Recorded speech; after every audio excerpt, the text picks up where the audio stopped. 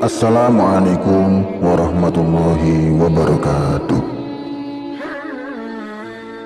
Kisah santri kebal. Tohar. Dia adalah seorang kepala pengamen di sebuah terminal kota. Setiap pagi, dia mengumpulkan anak-anak buahnya guna membagi tempat dan lokasi supaya tidak terjadi gesekan atau perebutan wilayah antar kelompok sendiri. Sebenarnya, untuk ukuran kepala pengamen, Tohar bisa dibilang cukup baik. Ia hanya mematok setoran Rp3.000 saja per orang. Tentu itu sangat membantu para pengamen dibanding harus berebut wilayah dan ujung-ujungnya terjadi saling bentrok antar pengamen. 3.000 saja sudah syukur, kalau dikali 80 kan sudah 240.000. Lumayan, pikir Tohar dalam hati. Namun, di tengah kehidupan kota yang keras itu, tentu profesi Tohar tidak berjalan semudah itu saja. Di samping banyak yang ingin menggantikan posisinya, banyak juga preman-preman yang meminta uang sekedar untuk membeli rokok. Kalau tidak dikasih, malah jadi runyam masalahnya.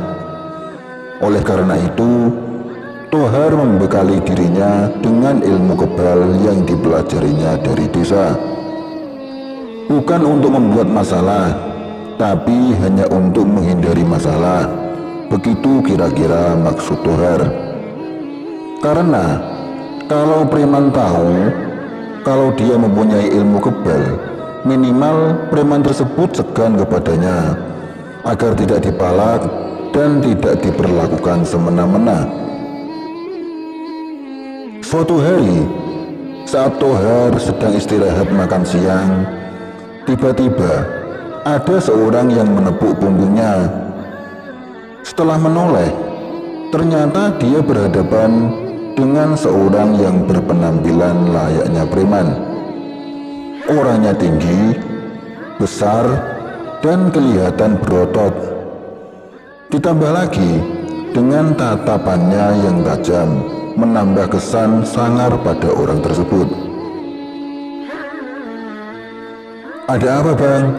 tanya Tohar sambil beranjak berdiri. "Minta uang, Bang, untuk beli rokok," jawab orang tersebut. "Preman dari mana lagi ini?" pikir Tohar. Ternyata dia belum tahu siapa saya. "Kalau nggak aku kasih, mau apa, Bang?" jawab Tohar ketus.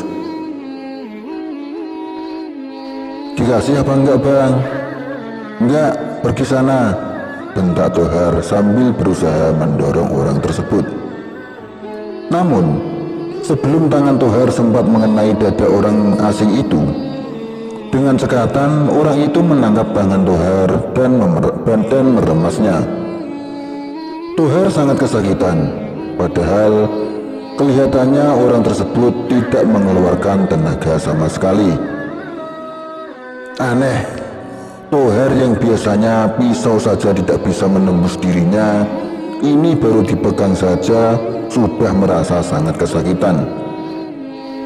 "Ampun, Bang, ampun," seru Tohar. "Saya hanya minta uang untuk beli rokok, Bang.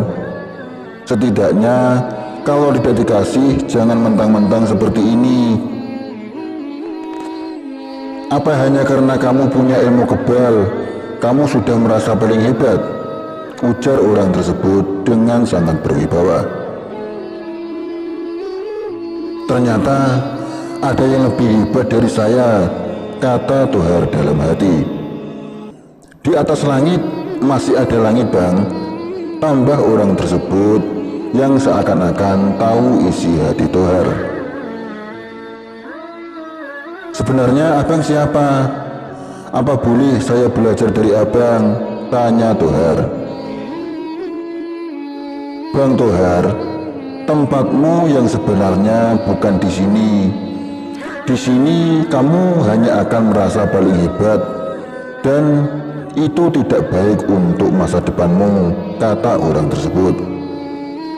Tohar pun semakin penasaran. Kok bisa ya? Dia tahu nama saya.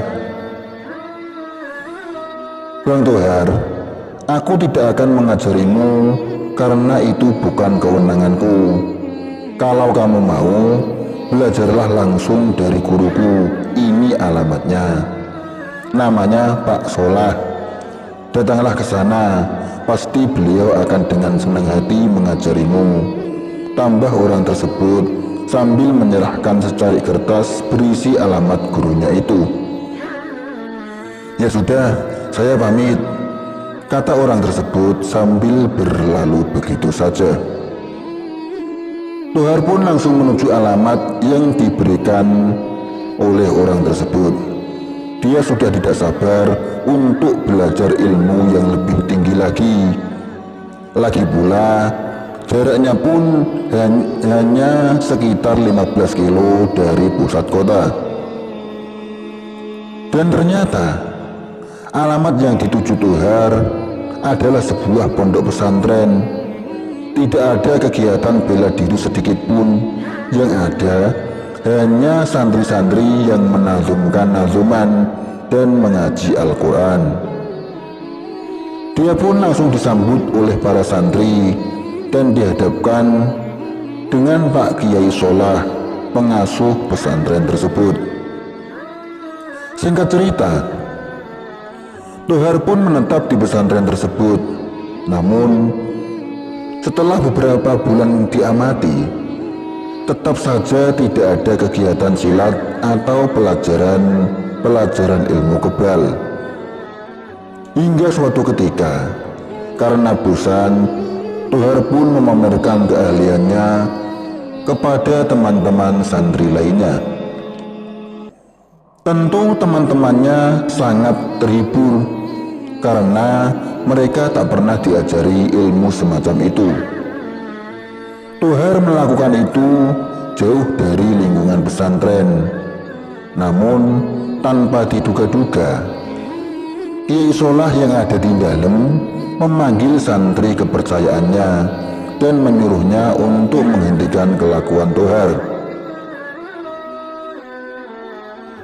Setelah ditegur temannya, Tohar pun langsung berpikir, subhanallah, kiai yang ada di dalam bisa tahu apa yang kulakukan di sini. Belum habis Tohar terheran-heran, santri suruhan kiai itu pun berkata, Kang Tohar, di sini bukan tempat untuk mencari ilmu kesaktian, tapi di sini tempat untuk mencari ilmu agama. Begitu kata Pak Kiai. Iya Kang, jawab Tohar. Dari situ, Tohar sadar bahwa ilmu agama lebih tinggi daripada ilmu kekebalan. Ilmu yang membuat pemegangnya menjadi rendah hati, bukan malah menjadi tinggi hati karena merasa hebat sendiri. Dan orang yang memberitahu Tohar alamat pesantren ini sampai sekarang tetap menjadi misteri. Barakallahu li wa lakum. Wassalamualaikum warahmatullahi wabarakatuh.